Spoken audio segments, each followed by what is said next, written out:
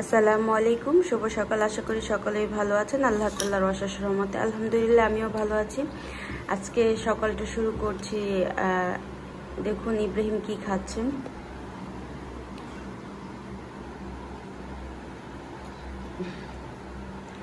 ও সকাল সকাল চকোস খেতে বসে পড়েছে।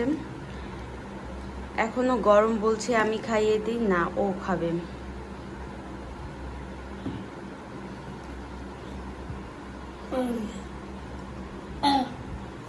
মা, আসসালামু আলাইকুম দাও। বলো আসসালামু আলাইকুম বলে দাও। আসসালামু আলাইকুম।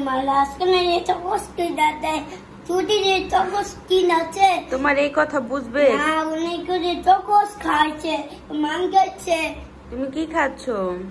আজি চকোস খাচ্ছি। চকোস কি দিয়ে চকোস খাচ্ছো? মা দি চকোস খাচ্ছি। চকোস কি দিয়ে খাচ্ছো? চকোস দুধ দিয়ে? না, দুধ দিয়া। ওকে খাও তুমি। মা দি আসসালামু আলাইকুম দাও।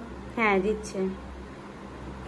ইব্রাহিম তো চকোস খাচ্ছে আর আমাদের জন্য আনা হয়েছে আজকে। আর বাসায় পরোটা বানানো হয়নি, হোটেল থেকে কিনা হয়েছে।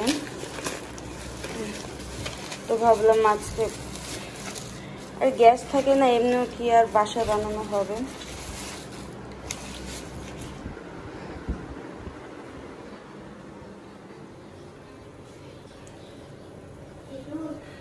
এটাই তো চা দিয়ে খাওয়া হবে আজকে।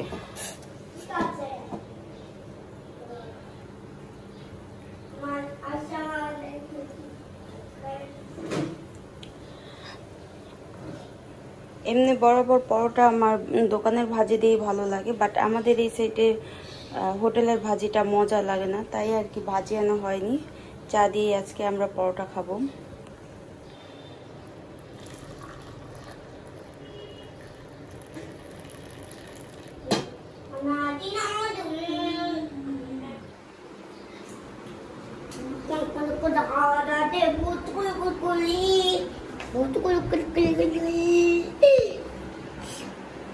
তো সকাল সকাল নাস্তা করার পর এখানে আমি ভাত বসিয়ে দিয়েছি। আর এখানে আমার শাশুড়ি আম্মা একটা লাউ এনেছিল, কিন্তু লাউয়ের অবস্থা আমার বাচ্চা একদমই খারাপ করে রেখেছে। আর ভাত বসাতে বসাতে দেখি বাহিরে এসে মেঘের চারোদিক ঘিরে ফেলেছে একদম।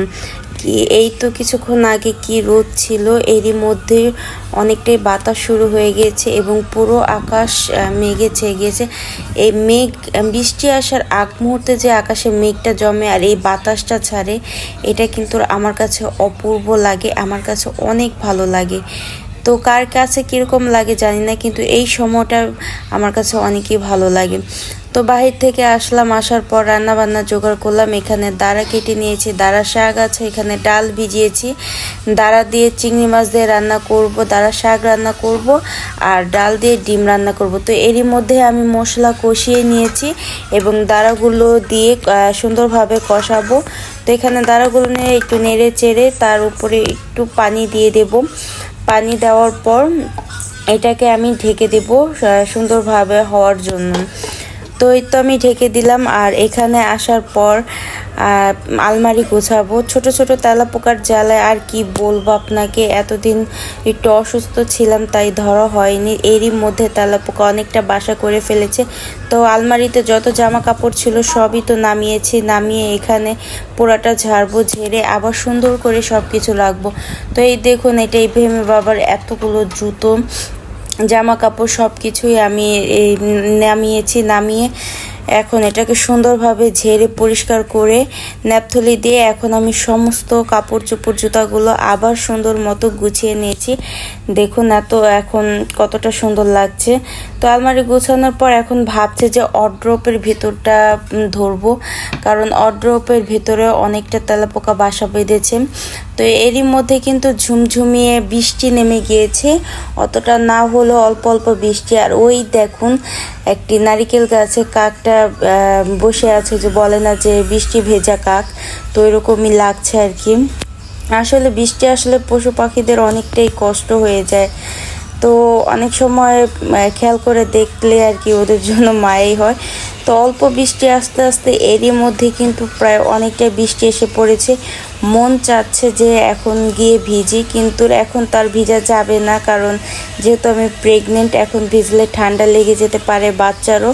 কিন্তু কি করার, মন তো আর সায় দেয় না, তাই একটু হাতটাই ভিজিয়ে নিলাম। আমার কাছে কিন্তু বৃষ্টি খুবই ভালো লাগে, বৃষ্টি আসলে আমার ভিজতে মন চায়। আগে এমন একটা সময় ছিল যেখানে বৃষ্টি আসলে প্রায় ভিজতাম। তো দুপুরে সব কাজ শেষ করে একটু রেস্ট নিচ্ছে। আর এই দেখুন দাদি বাদাম ছেলে দিচ্ছে, তো আর ইব্রাহিম খেয়েই যাচ্ছে। ইব্রাহিমের কিন্তু বাদাম অনেকটাই পছন্দ।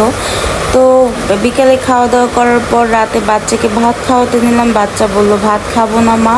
তো কি করা যায়, তো ভাবলাম ইব্রাহিমকে একটু পাস্তা রান্না করে দিই। তো গরুর মাংস ছিল, তো এগুলা দিয়ে পাস্তা রান্না করে দেব। এখানে পেঁয়াজ মরিচ আমি ভালো করে ভেজে নিয়েছি, সাথে গরুর মাংসটাও দিয়ে দিয়েছি। এখন একটু লবণ, ম্যাগি মশলা এবং সস দিয়ে ভালোভাবে নেড়ে চেড়ে এখন বয়েল করা পাস্তাগুলো আমি দিয়ে দিলাম। তো বাচ্চারা সব সময় যে ভাত খাবে তা কোনো না, বাচ্চাদের নানান রকমের আইটেম খেতে মন চায়। তো আমি যখনই সময় পাই বাচ্চাকে একটু আধটু অন্যরকম জিনিসও বানিয়ে খাওয়াই। তো ধরুন আজকে ভাত খেলো না, পাস্তা রান্না করে দিলাম, হয়তো বা অনেক সময় নুডলস রান্না করে দিই, পরোটা বানিয়ে দিই। তো আমার বাচ্চা যখন যেটা খেতে চায় আমি চেষ্টা করি সব রকমই রান্না করে দেওয়ার। তো এই তো আমার এরই মধ্যে পাস্তা রান্নাটা হয়ে গিয়েছে, আর এখন আমি পাস্তাটা পরিবেশনও করে নিয়েছি। আমি আমার বাচ্চাটাকে খাওয়িয়ে নেব। তো বন্ধুরা, আমার ভিডিওগুলো আপনাদের কেমন লাগে অবশ্যই কিন্তু কমেন্ট করে জানাবেন। আর যদি ভালো লেগে থাকে অবশ্যই চ্যানেলটা সাবস্ক্রাইব করে আমার পাশে থাকবেন, আমাকে সাপোর্ট করবেন, এতটুকুই আপনাদের কাছে আশাবাদী।